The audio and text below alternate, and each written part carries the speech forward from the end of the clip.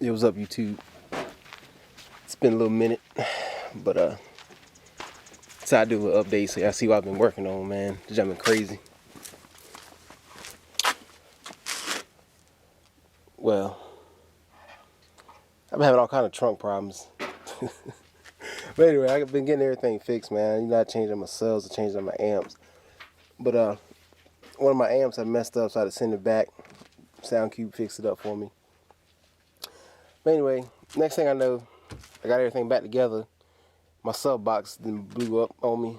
It was quite tragic. So, but I guess people who do know, that box is made to fit in my trunk. So, I really want just like it.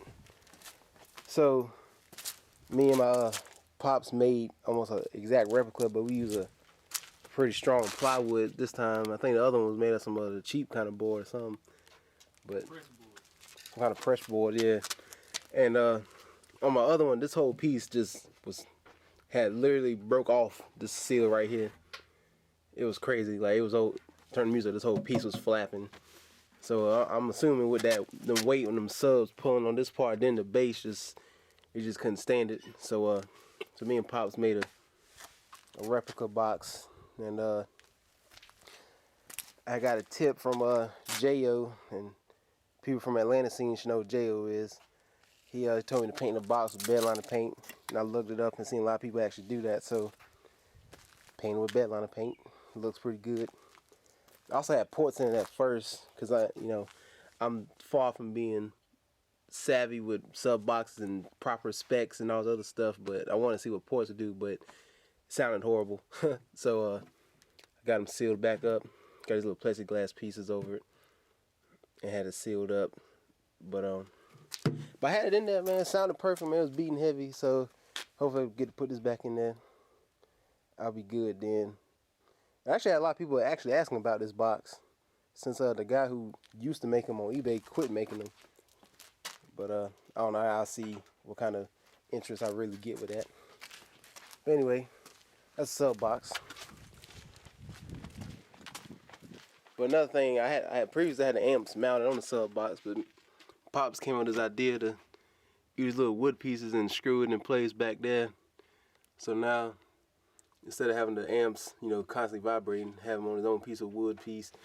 And we got a little screw going in behind here that's connected to this on both sides.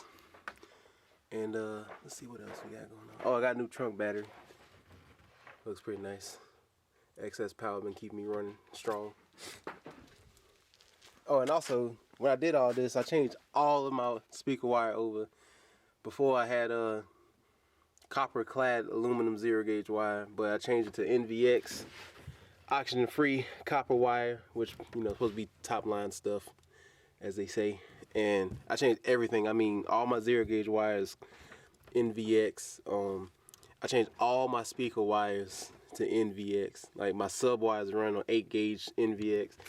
My speaker wires are 16-gauge, but since I got 2 speakers per channel, I got 16 gauges connected to a 12-gauge, which goes right here. So, but that NVX wire is definitely thick wire. It's good stuff, man. Also, I guess I could point this out. I got these little ground pieces because I didn't really like the way my ground was, and they sell these on Sonic Electronics, as you can see right here. I got one. Actually, I got 3 of them. One for the trunk battery and then one for each amp. But I kind of like that. If I could get a good ground, you know what I'm saying? Got 4-gauge one, and that one, and that one. And also I got, each amp going to its own fuse, and me and Pops made this little metal bracket right here.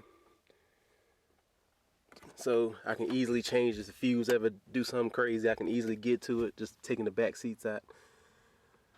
Oh yeah, and I guess also, since now I'm back here, you can see that my amp, or that wood block, is screwed in place.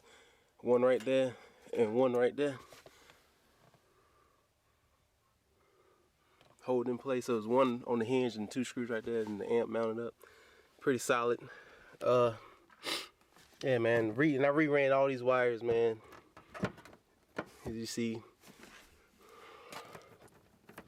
redid a whole bunch of stuff, man. Been doing this for about the past 2-3 months actually, when I get time. So well, I guess I might as well show this too then.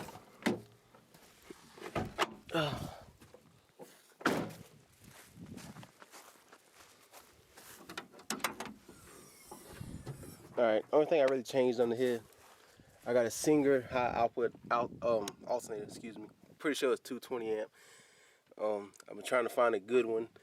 I had a Power Master one. Actually, if you know me, but knowing like this is literally the 5th alternator I've gotten on this car.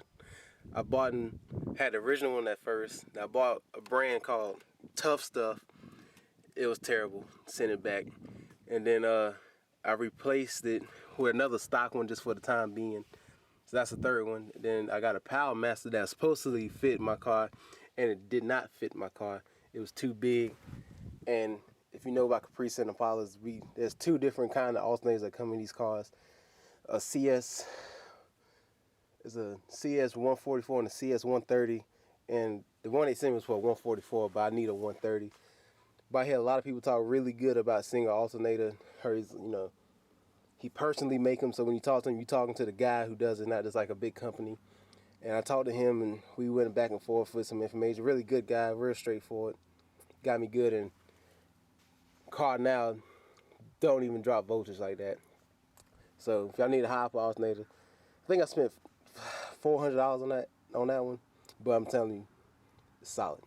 And another thing I always want to do, I've been seeing a lot of people do with bubbles, is get these you hear them called Gary's cables, which is pretty much a guy who he redo the cables on your battery, and he doing with 0 gauge wire. I don't know if you can see that, but this stuff is real heavy duty, man. I mean, and it's actually take care of doing the big 3. And of course, everybody know the big 3 is. I had the big 3 on here, but I took it off because this do everything for the big 3. But these cables have been really nice too. They really hard to move and get in place, but once you get everything right, they're well worth the money, which was $100. The website is Innovative Wiring if anybody's really interested, but I'm trying to see if you can see the ground, but it's kind of hard to see it. But man, them cables I like them things, man. And here go the alternator one right here. He pretty straightforward. Just make sure you get the right one, whether you got an LT1 motor or like the older ones that come in the 91, 93 Caprices. But yeah, so Gary cable, you see his wire right here. Then of course he got it's a 2 gauge wire going to right here, which is this one.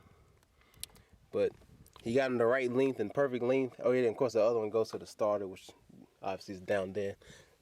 And then he do the ground ones too. So got one ground one coming right here.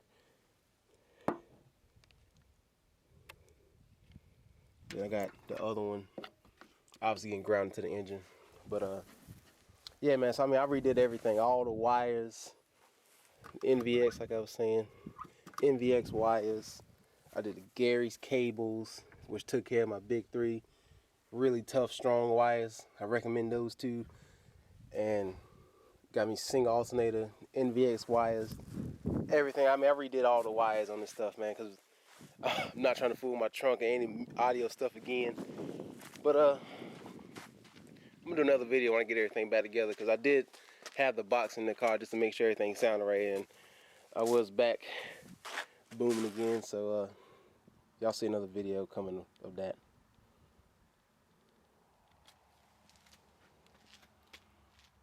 Got the box in place.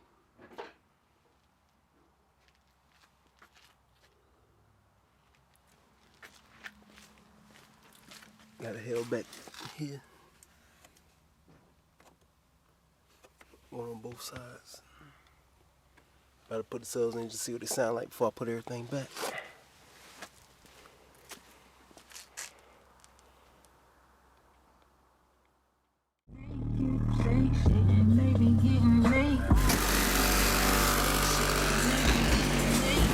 Got some ones on that. Get you wet as a water park on my house if I'm with that. Make